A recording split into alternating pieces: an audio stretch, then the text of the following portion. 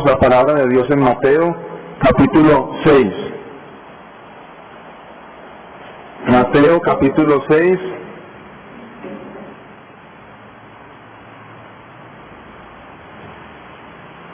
Versículos 5 y 6. Mateo 6, versículos 5 y 6.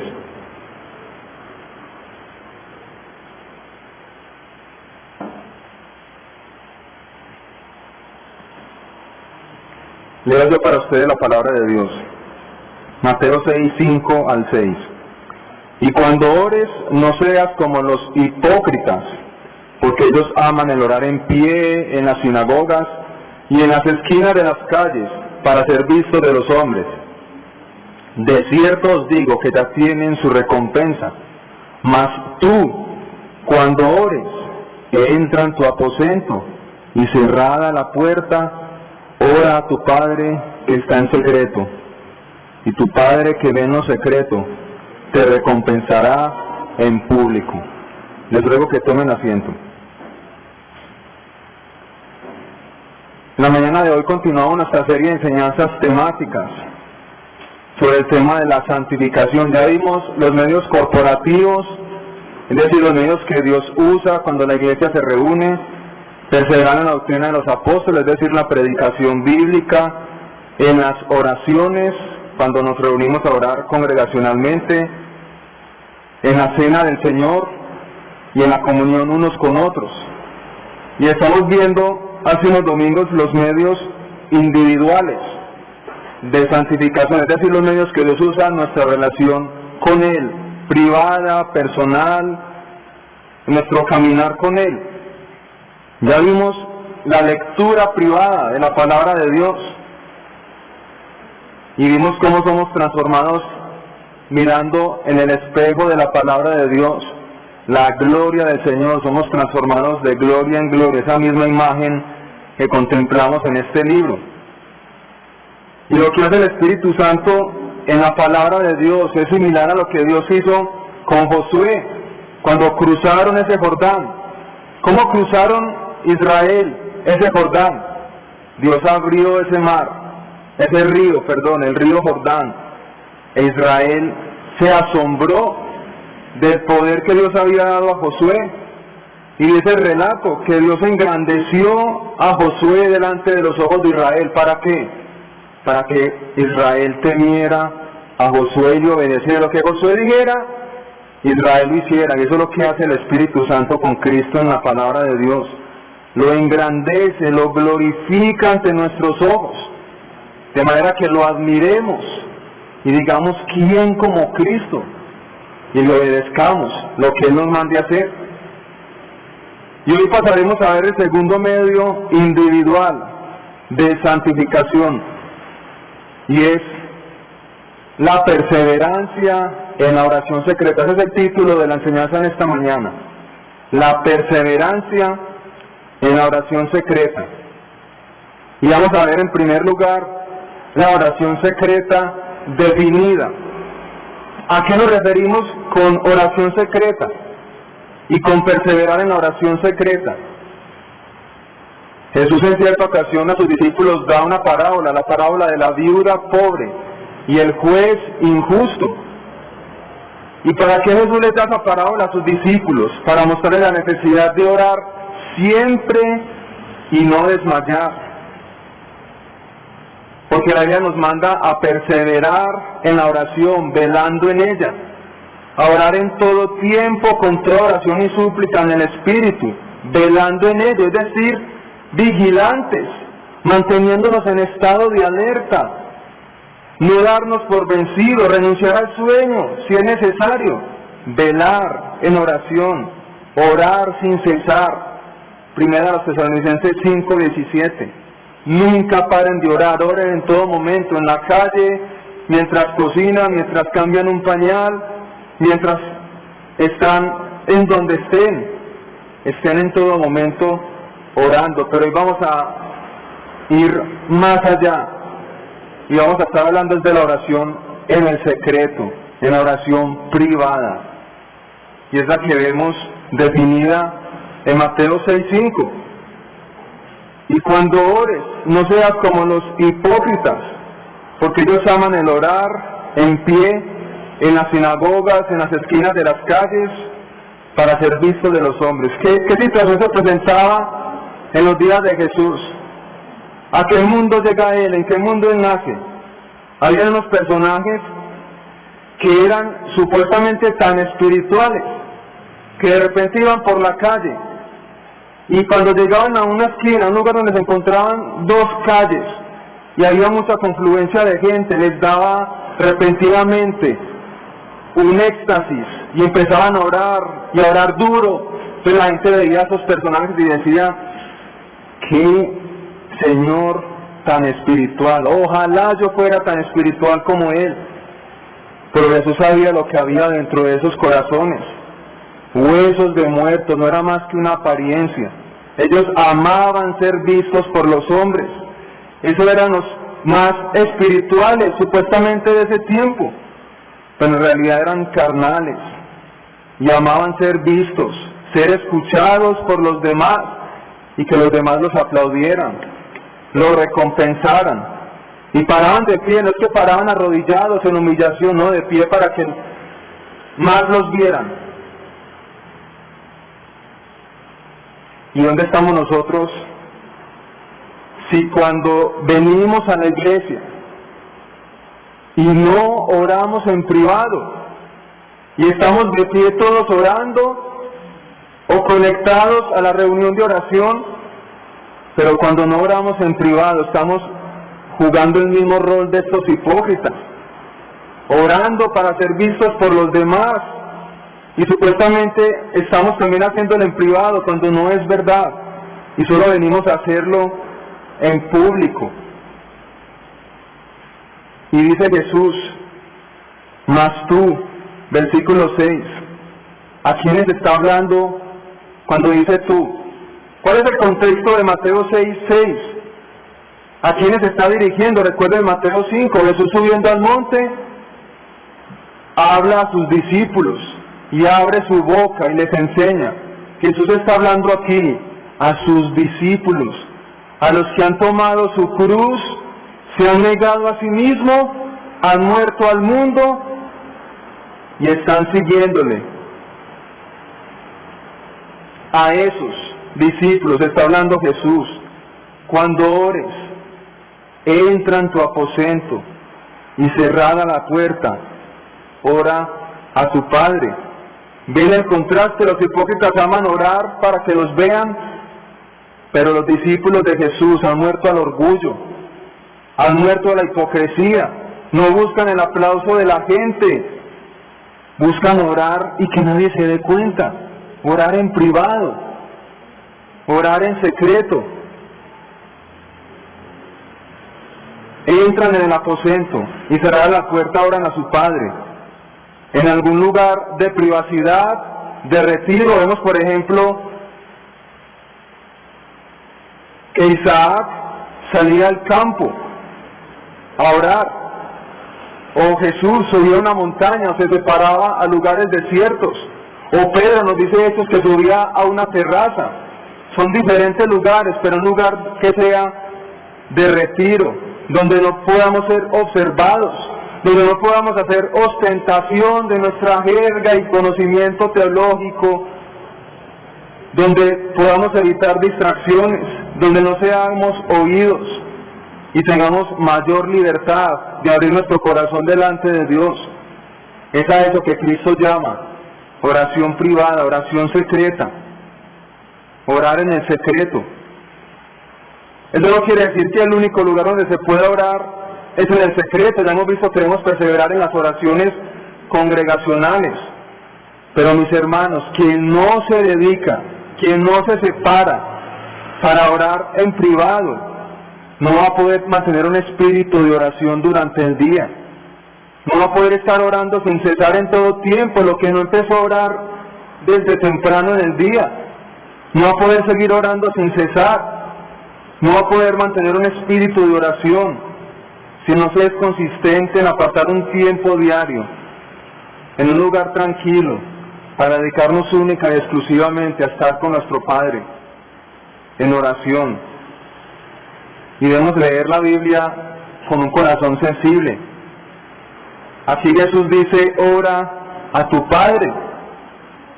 No es ora al gran omnipotente Dios que está ocupado con cosas más importantes que lo que usted tiene que pedirle. No es que usted llegue a Dios y Dios le dice, pero tengo que mantenerlo en órbita 10 millones de soles en el universo. Y usted va a venir a pedirme, ¿qué es? Estas oraciones tan pequeñas. No, Él es nuestro Padre. Es como cuando un niño abre la habitación de un padre que lo ama. Y ahí está su padre atento a lo que el niño va a pedirle, porque lo ama. Esto nos habla de la doctrina bíblica de la adopción. Primera de Juan 3:1 nos dice, mirad cuál amor nos ha dado el Padre, para que seamos llamados hijos de Dios. Y Dios nos ama con una entrañable misericordia. Él en Jeremías 31:20 se refiere a su pueblo. No es Efraín, hijo mío, hijo precioso para mí, no es niño en quien me deleito, pues desde que hablé de él me he acordado de él constantemente, por eso mis entrañas se conmovieron por él. Ciertamente tendré de él misericordia, dice Jehová. Miren, Dios no nos ama con un gran amor solamente, sino con un amor entrañable. ¿Y recuerdan lo que el entrañable amor es? ¿Recuerdan cuando Salomón iba a partir un bebé por la mitad? ¿Qué sintió la verdadera madre de ese bebé? Se le removieron las entrañas por ese bebé. Y eso dice la Biblia, que es el gran amor con que el Padre nos amó y dio a su Hijo unigénito, para que todo aquel que en Él cree no se pierda, mas tenga vida eterna. Miren qué amor nos ha dado el Padre, que Él siempre está para escucharlo. Él está cercano a todos los que le invocan, cercano a todos los que se acercan a Él por medio de Cristo Jesús. Ahora, en segundo lugar, vamos a ver la oración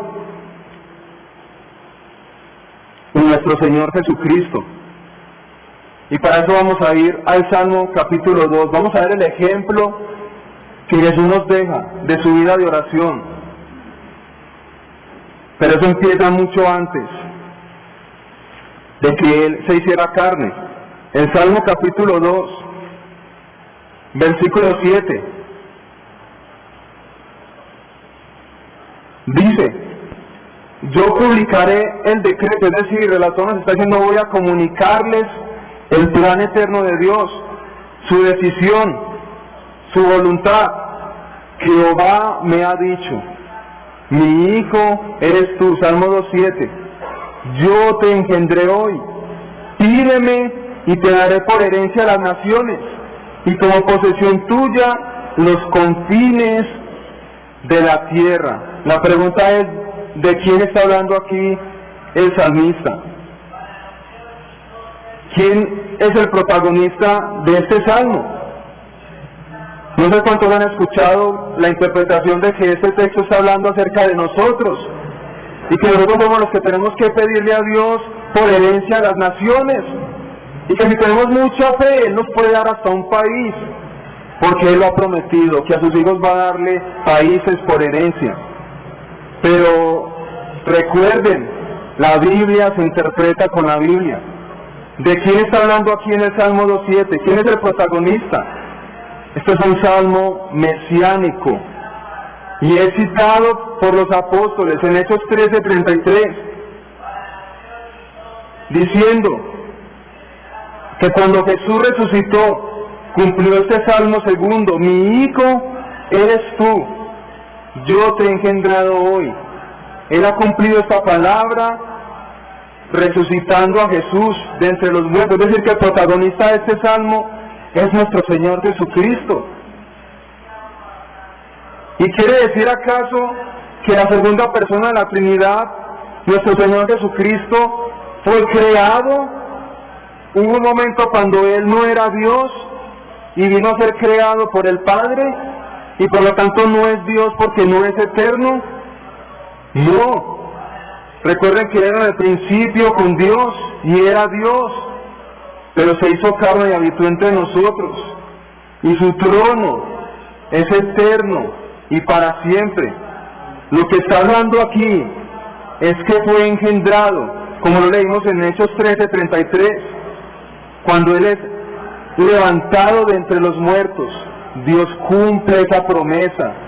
Mi hijo eres tú, yo te he engendrado hoy. No se refiere a Jesús como Dios, sino como mediador entre Dios y los hombres. ¿Recuerdan cuando Cristo resucita? ¿Qué dice a sus discípulos?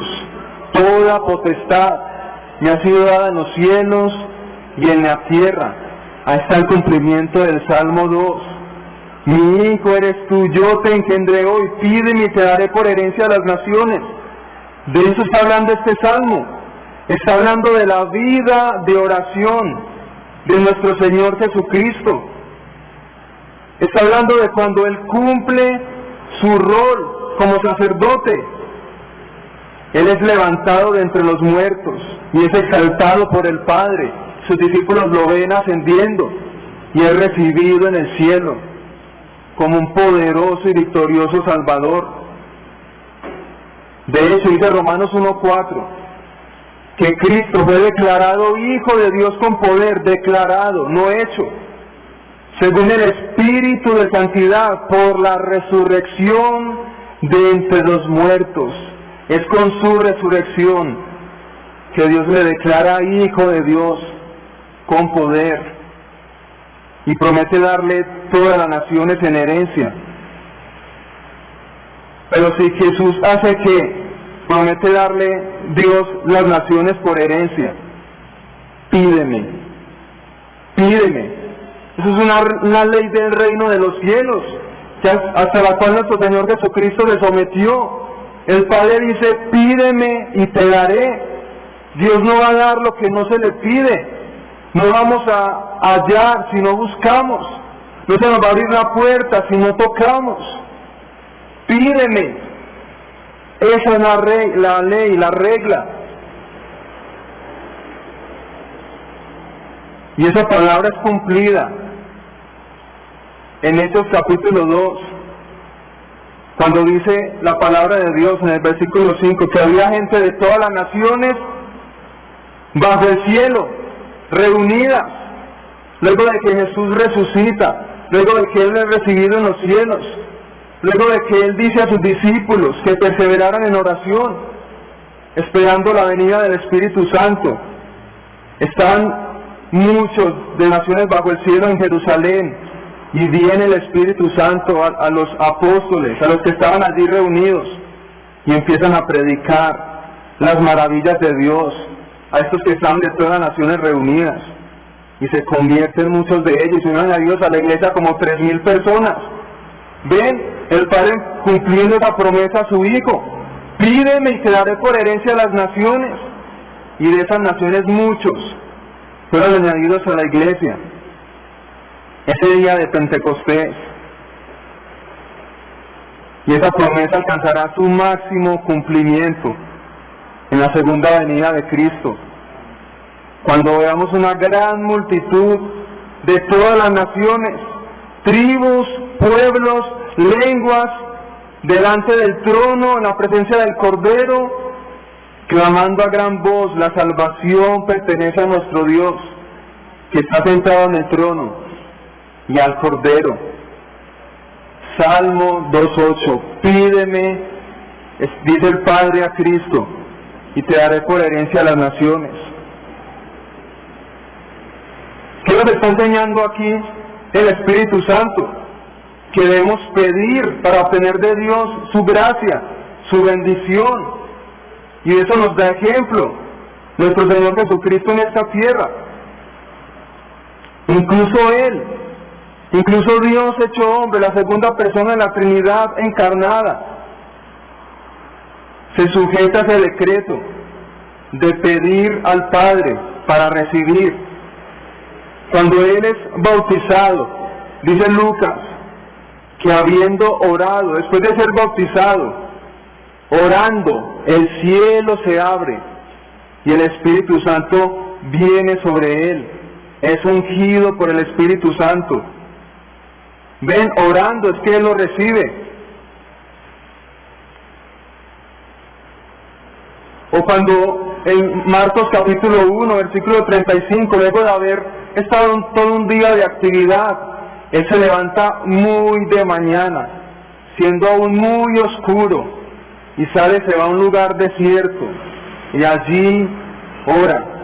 Ven, Salmo 2:8, pídeme y te daré. Eso lo vivió nuestro Señor Jesucristo. Él era un hombre igual que nosotros, con nuestras debilidades, pero sin pecado. Y cuando él iba a elegir sus 12 apóstoles, él decía, pues, yo soy Dios hecho carne, yo puedo elegir al que vea que es mejor. Pero él pasa toda la noche orando a Dios, antes de elegir los apóstoles, de elegir sus discípulos. Lo que los discípulos piden a Jesús que les enseñe. Mira cómo echar fuera demonios, cómo es eso de caminar sobre el agua, cómo es eso de sanar. Jesús, enséñanos esos poderes. Ellos le piden a Jesús, enséñanos a orar. No hemos visto a nadie orar como usted ora. Es una demostración de poder verle a usted orando. Y Cristo ruega al Padre que dé el Espíritu Santo a la iglesia, en Juan 14:16. Ven, una vida de constante pedir al Padre. Y cuando estaba en el huerto del Getsemaní, él oró. Él no fue a la cruz derecho, él oró. Él se apartó para ese tiempo y clamó al Padre que si era posible pasara de él esa copa de beber la ira de Dios, pero no se hiciera su voluntad, sino la voluntad del Padre. Y esa respuesta es dada por Dios, es respondida por Dios, no evadiendo que Cristo no fuera a la cruz, no ahorrándole la cruz a Cristo, sino resucitándole de entre los muertos y dándole esas naciones en herencia. Cristo mismo está sujeto a esa ley, incluida en ese decreto que leímos en Salmos 2:8. Y nosotros como súbditos del reino del Mesías, como ciudadanos de ese reino, estamos atados a la misma ley. Pídeme y te daré. ¿Y qué es lo que debemos pedir nosotros? Si no son las naciones, ¿qué debemos nosotros entonces pedir? Pues vamos a Mateo.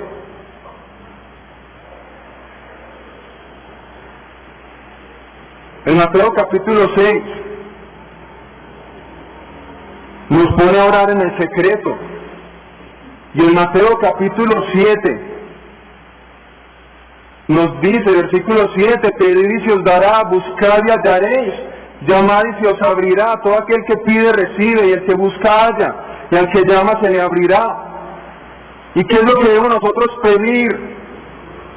¿Qué es lo que el contexto nos dice? Versículo 12 de Mateo 7, así que todas las cosas que queráis que los hombres hagan con vosotros, hoy también haced vosotros con ellos, porque esto es la ley y los profetas. Versículo 11, cuánto más vuestro Padre que está en los cielos dará buenas cosas a los que le pidan. Y según el texto paralelo en Lucas 11, esas buenas cosas es el Espíritu Santo, es la llenura del Espíritu Santo, es el fruto del Espíritu Santo. Eso es lo que Cristo nos pone a pedir, a buscar y a tocar, que el Padre nos dé. Porque antes de Mateo 7, Él ha hablado que son bienaventurados, dichosos, los pobres en espíritu, los que reconocen su necesidad, su miseria espiritual, los que lloran a causa de su necesidad espiritual, los humildes son dichosos, los que desean la santidad con hambre y con sed, los misericordiosos, los de corazón puro, los pacificadores, los que se alegran y se gozan cuando son perseguidos por causa de Cristo. Y uno lee eso y uno dice, yo soy todo lo menos lo que dice estas bienaventuranzas.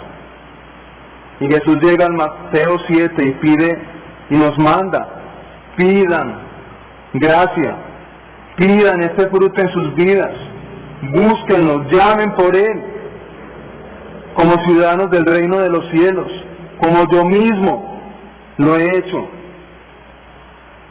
Ahora vamos al punto número 3. Vamos a ver la relación entre la oración secreta y nuestra santificación. La oración secreta y nuestra santificación.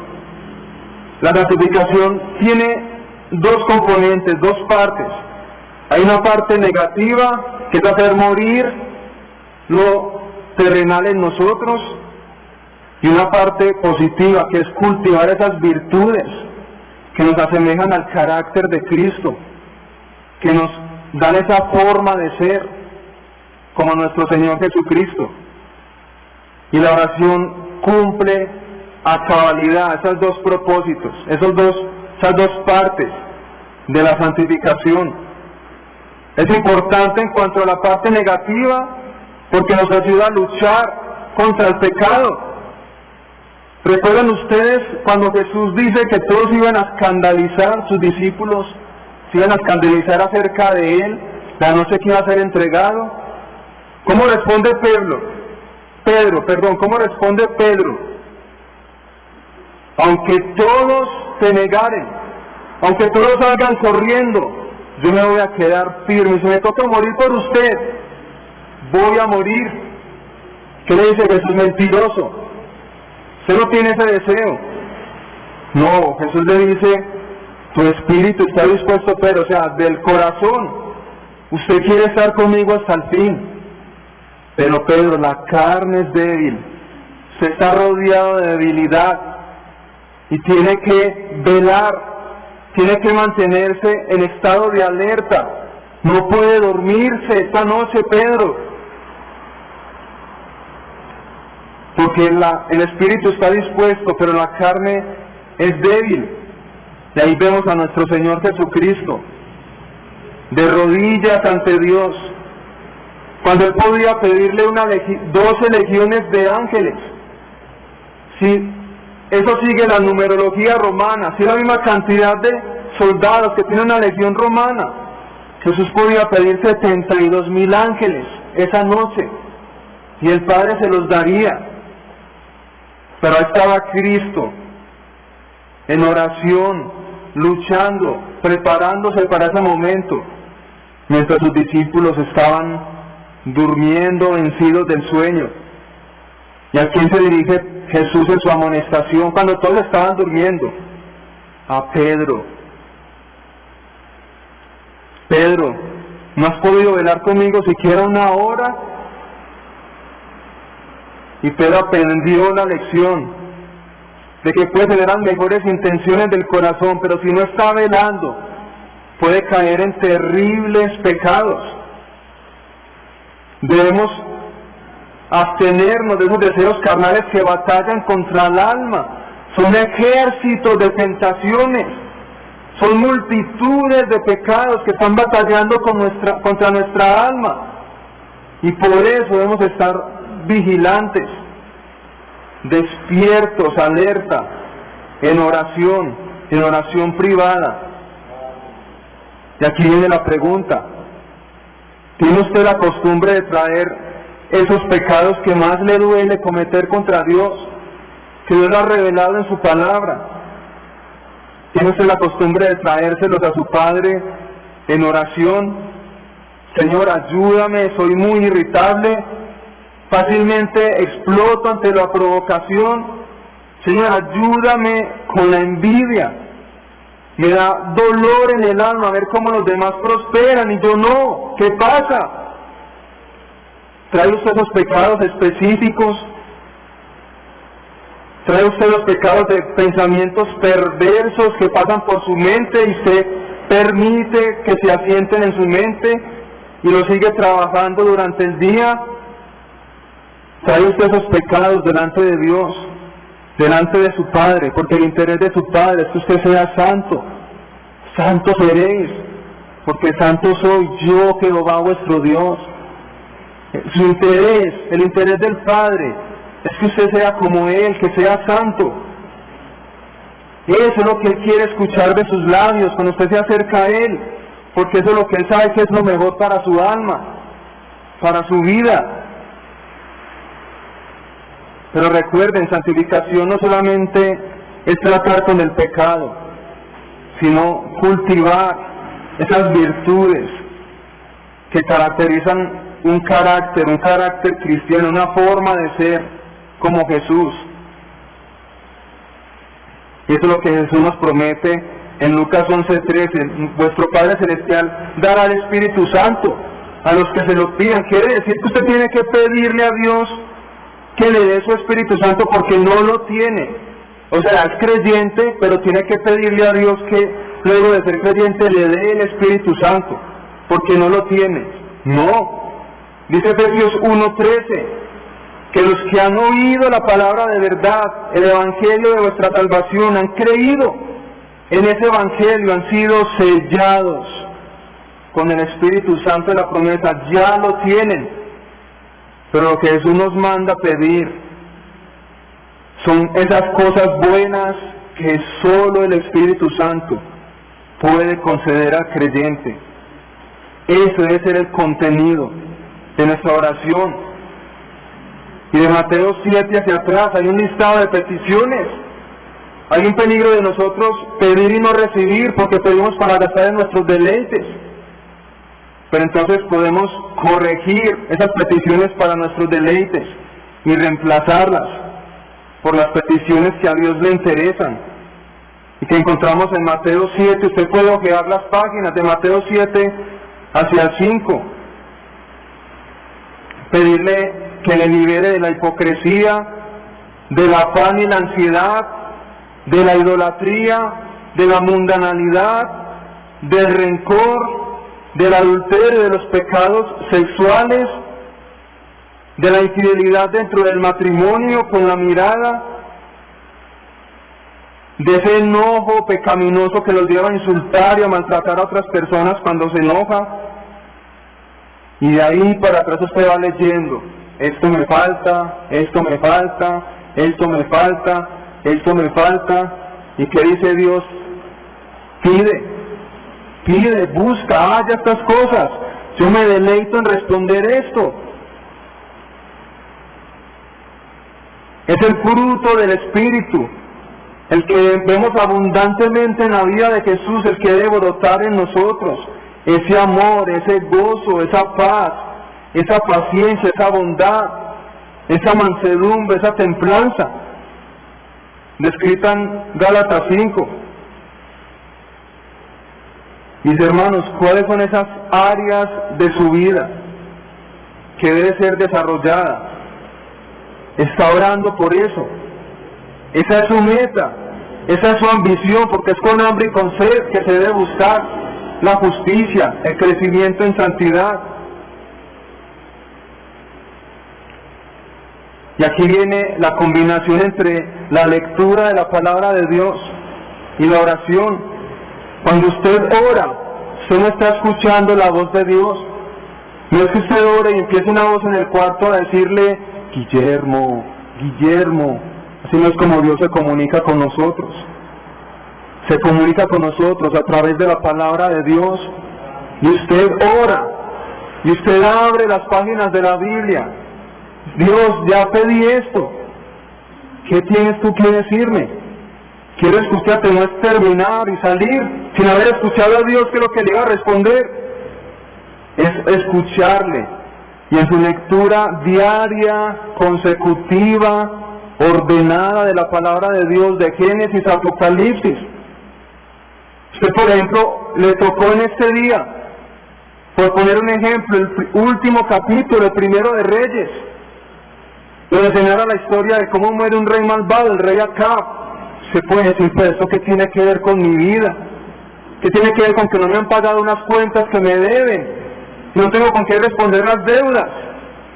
Ah, pero usted sumisamente lee la lectura que le toca en ese día y se da cuenta que ese rey murió porque Dios había mandado espíritu de mentira a la boca de los profetas para convencerlo a ir a la guerra y matarlo en esa batalla. Usted dice: Dios, tú tienes control de absolutamente todo. Ni los demonios se mueven sin la soberana voluntad de Dios. Y usted dice: Dios, no entiendo esta situación, pero tú eres mi Padre, tú me amas con entrañable misericordia. Yo sé que lo que me está pasando es lo mejor para mi alma, para mi santidad. ¿Ven cómo Dios responde? Con pasajes inesperados. Él le habla a su alma y Él lo apacigua. Es como ese silbido apacible que nos narra que escuchó Elías cuando estaba en retiro. Ese es el silbido apacible que viene de las páginas de la palabra de Dios, del Espíritu Santo a nosotros, cuando la leemos y meditamos en ella. Y yo quisiera terminar dirigiéndome a los que escuchan esta enseñanza o están aquí presentes y nunca han orado en su vida. No saben qué es tener a Dios por Padre. Dice el Salmo capítulo 2, versículo 12. Él recibe las naciones por herencia y se manda a servirle con temor y alegrarse con temblor. Pero hay una parte de esta promesa que falta por cumplirse, y es el versículo 9 del Salmo 2. Los quebrantarás con varas de hierro, como vasija de alfarero, los desmenuzarás. Eso se cumplirá según Apocalipsis, en la segunda venida de Cristo. Todos sus enemigos van a ser como vasijas de barro, y Él va a venir con una vara de hierro. Pregunta: ¿tiene alguna oportunidad una vasija de barro contra una vara de hierro? ¿Alguna oportunidad de que esa vasija de barro no se quiebre? Ninguna. Todos sus enemigos serán quebrados con la vara de hierro del juicio eterno de nuestro Señor Jesucristo. Y lo que pide el Salmo no nos deja así. Nos dice el versículo 12 del Salmo 2: honrad al Hijo para que no se enoje. Eso se podría traducir como: bese al Hijo. Reyes de la tierra, todo aquel que no se somete a Cristo es un rey de su propio reino, andando por su propia cuenta.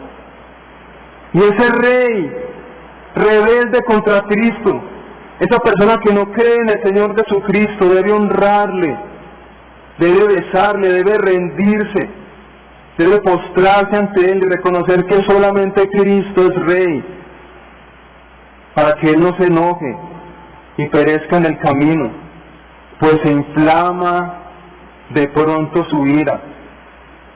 Hoy podría inflamarse la ira del Hijo sobre usted, podría morir de repente y su ira inflamarse en el infierno contra usted.